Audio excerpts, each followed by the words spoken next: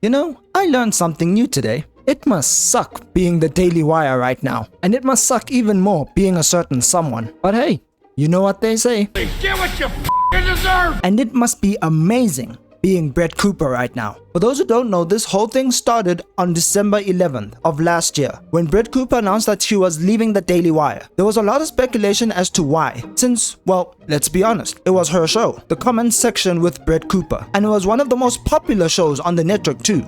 But she didn't say why she was leaving, so people speculated that she couldn't because of an NDA. And people speculated she left because she was screwed over by the company. So, people on TikTok told her to wear blue to confirm this. And she did. Now, was it a coincidence? Maybe. But you know the internet. I think not! And this wouldn't have been such a big deal because Brett announced that she was going to start her own show, so people just would have moved on with her. But something happened before she left. You see, there was another person who was doing the comments section for the past few days at that time. This person was Reagan Conrad. And at first, people were somewhat supportive of Reagan when she would do an episode a few months ago. But after the announcement, well, people turned on her very fast. And it got worse when people found out that Brett unfollowed Reagan from all of her social media, which was a big deal because Reagan and Brett were best friends. To the point where Reagan was the maid of honor at Brett's wedding. Like guys, that's the best man.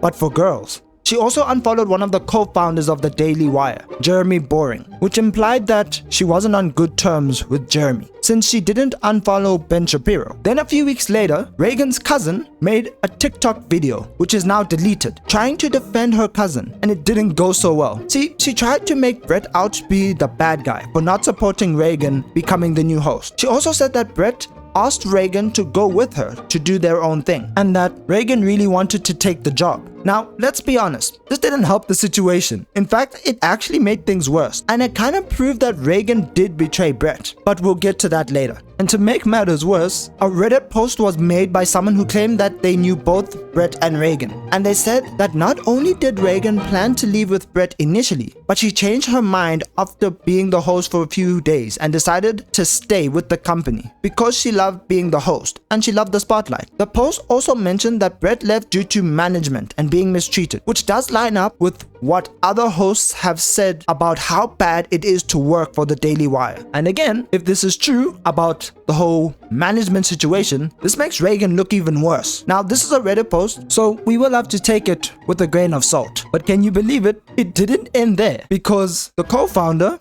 Jeremy Boring, decided to comment on the situation and he called Brett out for not supporting her friend. Sorry, it hurt his feelings. And he kind of threw Brett under the bus for needing acting classes and Reagan doesn't. Now, defending an employee who's getting harassed is fine, but throwing shade at an ex-employee while doing it doesn't really look good. And this is the person people call the God King. And all this time, Brett wasn't able to reply or say anything back, but she didn't need to because they were going to be humbled very soon. Okay, so after Brett left, she started to promote her new YouTube channel, which got over 500,000 subscribers in the first few days. And then she posted her first trailer for her new show, The Brett Cooper Show, and it currently sits on 2.4 million. And then, the icing on the cake, her first YouTube video got 2.4 million views within the first day. But of course, the Daily Wire still couldn't stop screwing with her, so they decided to revoke access to Brett's TikTok account a few hours before the first video went live, which means that she couldn't promote it on TikTok. So she had to start a new account. And can we just talk about how petty that is? Like seriously? You decide to take away her TikTok account just before she starts her new show? Like, this is a multi-billion-dollar company. But I guess we can't blame them because let's see how well the comment section has been doing ever since Brett left. That's a lot of damage. Yeah, it hasn't been doing great. Honestly, the comment section barely manages to get over 100k views per video. And that's actually being generous because most of the videos only get up to like 50k. And on top of that, the channel has been bleeding subscribers. Like, look at this. The channel has lost over 400,000 subscribers and it's soon going to be 500,000 subs. And it doesn't help that people believe that Reagan is trying to become Brett in a way by mimicking her mannerisms. It's so bad that people even accused her of taking acting lessons to act exactly like Brett. They even found her old YouTube channel where she acts completely different compared to now. And you don't have to take my word for it. You can take Amir's word, who is a friend of Brett and has spoken to Reagan on multiple occasions. And this is what he has to say about the situation. When I'm watching the comment section with Reagan Conrad, am I getting the Reagan that I was talking to at dinner or hanging out with on my birthday or doing some different things on the boats, on the lakes? Am I getting that Reagan? Personally, in my opinion, no, I am not.